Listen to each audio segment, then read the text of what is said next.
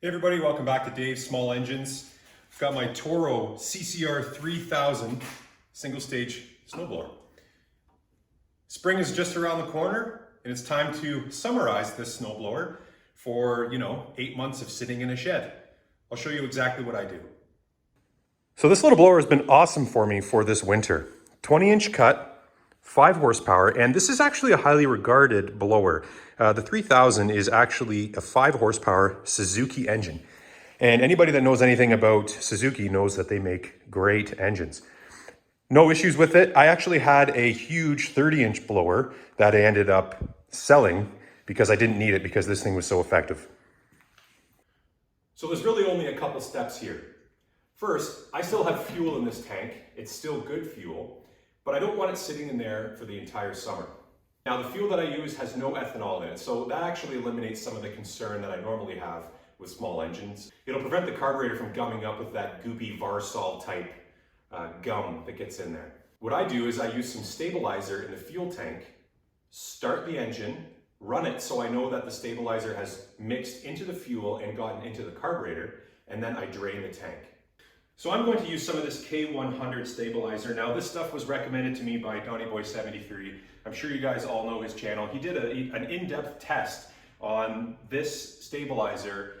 He used a couple of mason jars and it proved to be pretty effective. So this is exactly the kind of stuff that I'm looking for, especially on my own equipment. So I've got about 5 liters in this tank.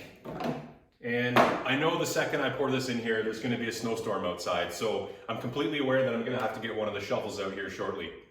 So this entire bottle treats 75 liters. So I know I don't need very much, probably just a capful. But I'm just going to pour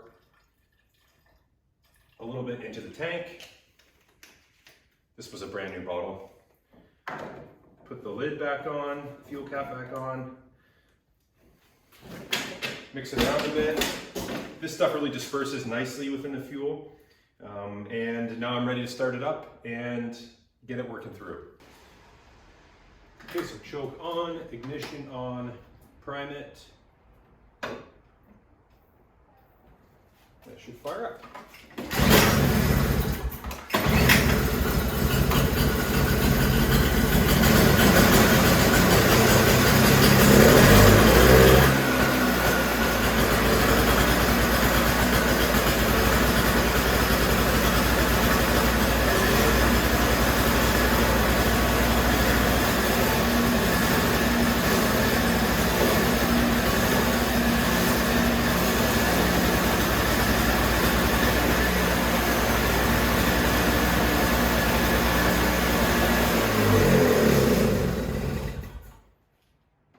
I like to start it again just to make sure that it's starting easy, just so I remember next year if I have any issues when it starts.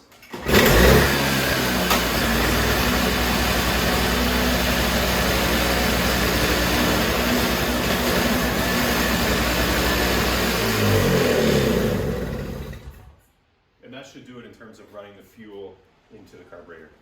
So I have the blower up here on the bench because I want to show you exactly what I'm doing. And it is the tiny little 10 mil on this blower anyways, right here. Now that is the bottom of the carb and the float bowl. So what I'm going to do is undo that and all of the fuel will drain out. Now some blowers have fuel shut off valves. Most Hondas do. This one does not. It's straight from the tank to a fuel filter into the carburetor.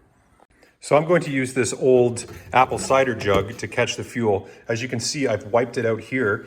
So it's nice and clean, and because I want to be able to reuse that fuel. I just poured it in here a month ago. It's good 91 octane fuel with good stabilizer in it and good steel oil. So I want to be able to reuse that in my small engines. Doesn't need to go to waste.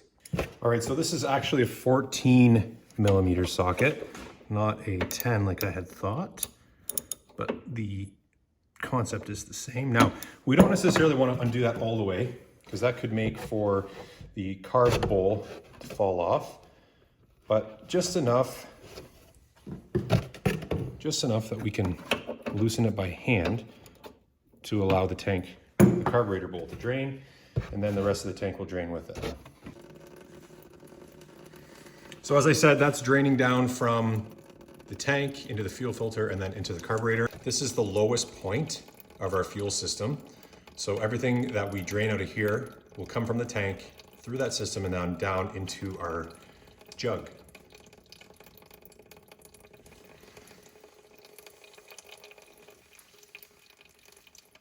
Now, while this is draining, another thing we can do is loosen the gas cap, or else we get a vacuum, and that will help with the draining.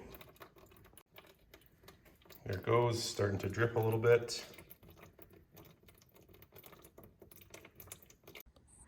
Okay, so I've got about half a jug full of beautiful mixed fuel, 45:1 with still oil, 91 octane, no ethanol.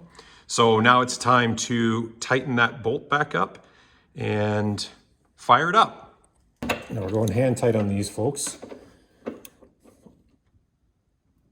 Just enough to crush that washer on. It's good to go. Okay, so now we want to start it up to get the remainder of the fuel that's in the carburetor out by running it through the engine.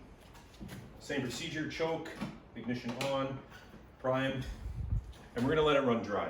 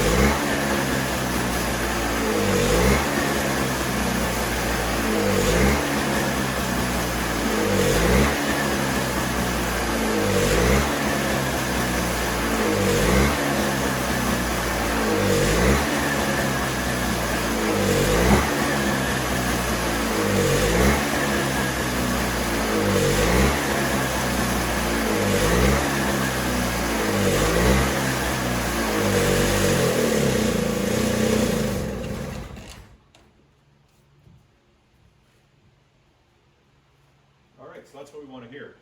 Now from here, I'm going to try and start it again. Oftentimes there's residual fuel left in the carburetor, and as you heard, it ran for quite a bit of time, even without any fuel in the tank.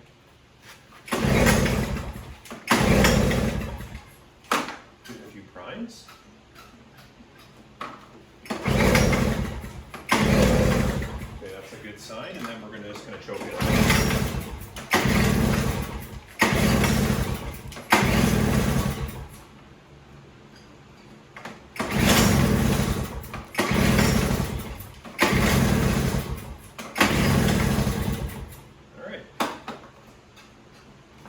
I would say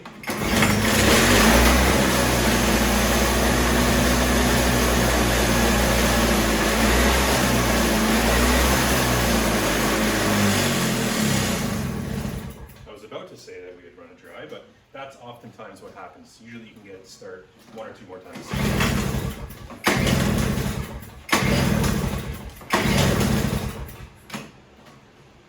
And the idea here is we want to run it dry.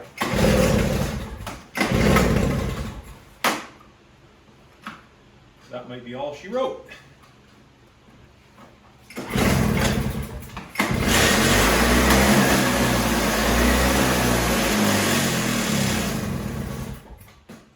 I'll do this a few times until it runs completely dry and I'm unable to start it. That way I know there's no fuel left in the carburetor. I'd say that's good. Ignition off. That's all that there is to it. It can go back in the shed now. I know that, come October, November, it'll be ready to go. Thanks everybody for watching. I hope this video helped at least one of you out there in YouTube land. I know that I can take this blower now, put it in the shed, and it should fire up no problem next winter. If you like the video, leave me a comment. I try to answer all my comments. I have a blast putting these videos out for you guys. I just like hanging out here in the shop and sharing what I know, and of course learning from you guys there in the comments as well. It's totally appreciated. If you like the video, subscribe for me. We're up to 1,700 subscribers and counting on this channel. As I said, I'm having a ton of fun doing it, and I love the feedback. I love the community feeling. Catch you guys next time. Take care out there.